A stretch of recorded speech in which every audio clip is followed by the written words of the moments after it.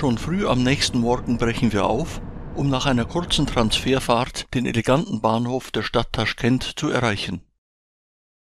Von hier startet der Hochgeschwindigkeitszug Afrosiyob, der für die 600 Kilometer lange Strecke nach Buchara lediglich 4 Stunden benötigt und damit jedem anderen Verkehrsmittel überlegen ist.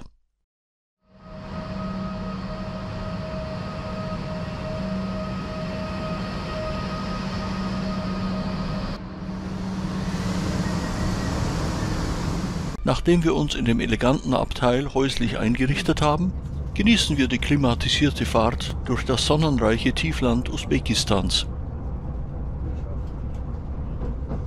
Unmittelbar nach der Ankunft bringt uns ein weiterer Transfer von dem außerhalb der Stadt gelegenen Bahnhof zum Zentrum der Stadt Buchara. Nun befinden wir uns bereits vor den Toren der autofreien Altstadt, weshalb uns ein kleiner Fußmarsch in der sengenden Mittagshitze nicht erspart bleibt. Die ideale Lage des inmitten des Gassengewirrs gelegenen Hotels entschädigt jedoch für alle Mühen. Liebevoll im landestypischen Stil eingerichtete Zimmer bieten ideale Voraussetzungen für eine ausgedehnte Mittagssiesta. Am späteren Nachmittag beginnt dann ein erster Spaziergang zu den zahlreichen fußläufig erreichbaren Sehenswürdigkeiten des Stadtkerns.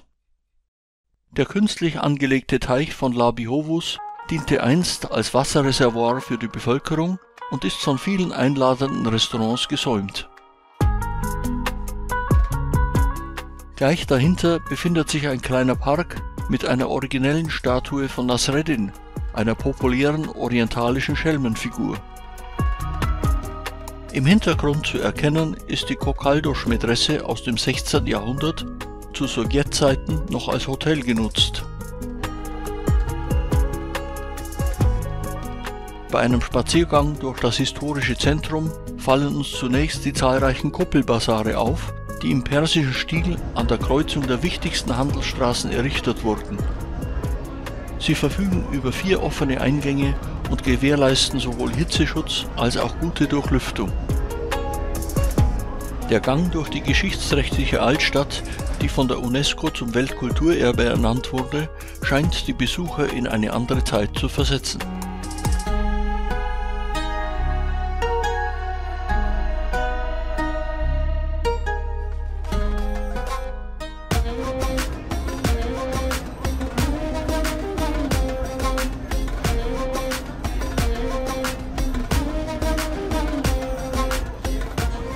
Buchara war nicht nur Kultur- und Handelszentrum an der Seidenstraße, sondern auch Zentrum des Islams, was sich bis heute in den vielen Moscheen und Mätressen vor Ort widerspiegelt.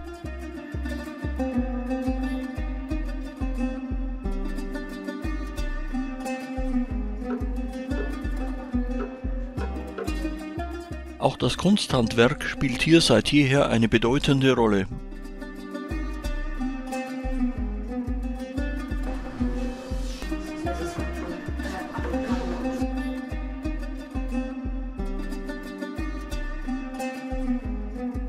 Mit normaler Schere kannst du auch schneiden. Ein kleines Souvenir findet auf jeden Fall noch Platz in unserem Koffer. Allmählich nähern wir uns nun der größten Sehenswürdigkeit des Stadtzentrums, dem aus 4 Monumenten bestehenden Poi Kalon Ensemble. Zunächst blicken wir auf die Mir Arab Mätresse, ein absolutes Schmuckstück der Architektur des 16. Jahrhunderts. Sie fungiert bis heute als islamische Hochschule. Der Bau des Minaretts begann bereits im 12. Jahrhundert. Es zählt somit zu den ältesten Gebäuden dieser Art.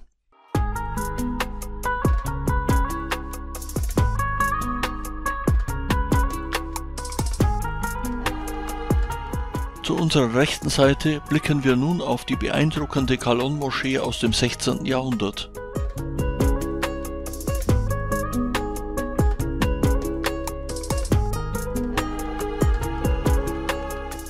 Vom Innenhof der Moschee ergeben sich nochmals prächtige Ausblicke auf den Gebäudekomplex.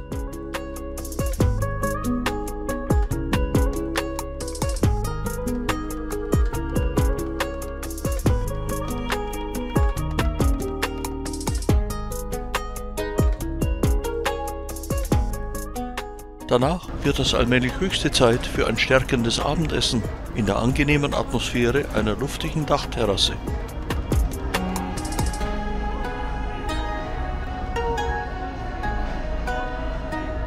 Auch den nächtlichen Rummel rund um den Lavi-Hogus-Teich lassen wir uns natürlich nicht entgehen.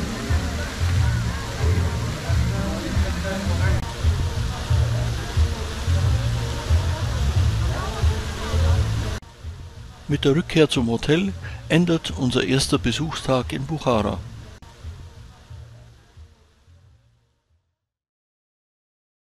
Der Folgetag steht nun für Besichtigungen außerhalb des Stadtzentrums, wie etwa des Mausoleums von Bahauddin Naqshbandi, zur Verfügung.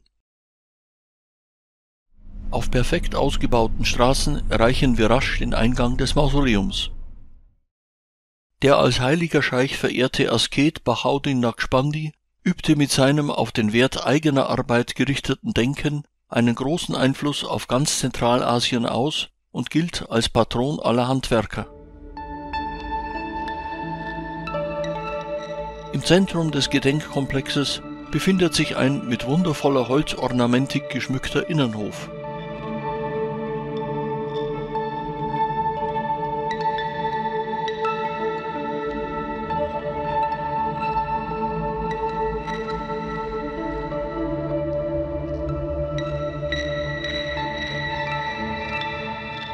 Eine dreimalige Pilgerfahrt hierher entspricht einer Hadsch nach Mekka, weshalb viele muslimische Gläubige diesen Ort aufsuchen.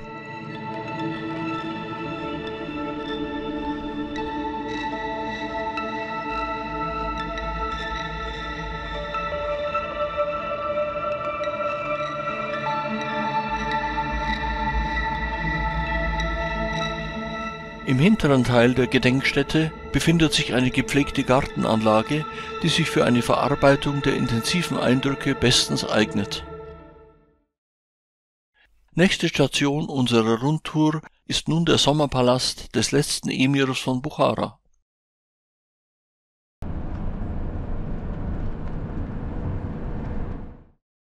Der Bau wurde von Emir Alim Khan in Auftrag gegeben, der 1911 im Alter von 31 Jahren den Thron bestieg. Durch sein Studium in St. Petersburg war der Emir von den dortigen Palästen fasziniert und ließ eine Residenz bauen, die neben den klassisch-usbekischen Merkmalen auch viele zaristisch-russische Stilelemente aufweist.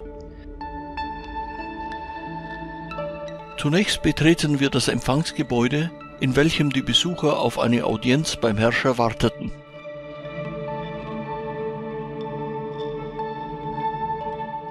Für die Dekoration der Empfangsräume wurde die traditionelle Ganzschmalerei verwendet.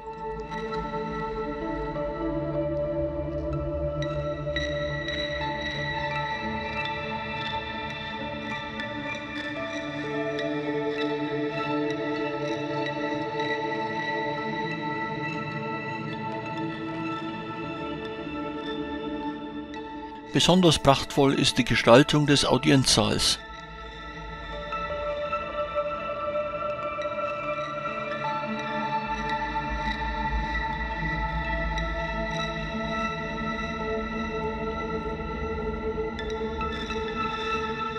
Anschließend flanieren wir noch ein wenig durch die weitläufigen Gartenanlagen, in denen auch der Architekt des Gebäudes, Muradow, mit einer Büste gewürdigt wird.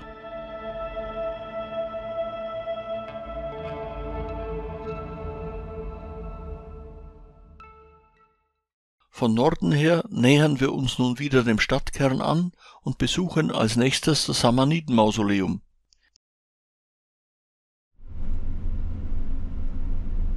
Ein kurzer Weg durch einen Vergnügungspark führt uns zu einem der angesehensten Werke der zentralasiatischen Architektur. Das Samaniden-Mausoleum wurde Ende des 9. Jahrhunderts nach dem Tod des einflussreichen Emirs Ismail Samanis von dessen Vater als Familiengruft errichtet und wurde erst 1934, nachdem es jahrhundertelang im weichen Sandboden versunken war, wiederentdeckt. Einzigartig ist die Anordnung der Ziegel im Mauerwerksverband, die in 47 Varianten vorkommt.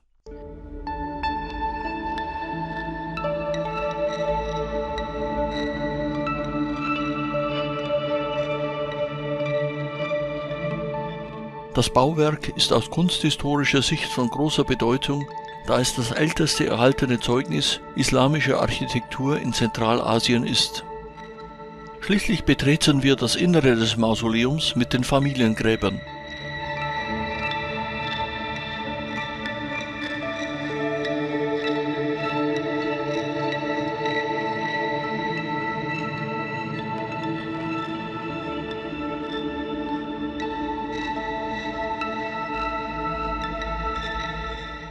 Noch einmal blicken wir fasziniert zurück, bevor es durch den Park wieder zu unserem Transportfahrzeug geht.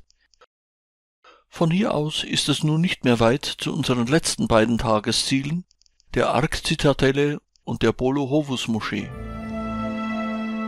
Die mächtige Ark-Festung, die im Verlauf von mehr als 2 Jahrtausenden mehrfach zerstört und wieder aufgebaut wurde, diente zwischen dem 18. und 20. Jahrhundert als Regierungssitz der Emire von Buchara.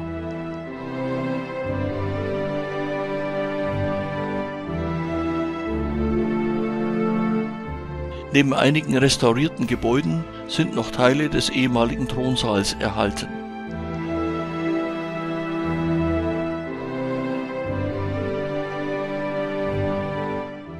Direkt gegenüber der Festungsanlage befindet sich die Bolo-Hovuz-Moschee. Beeindruckend ist hier vor allem der 42 Meter breite und 10 Meter tiefe Vorbau.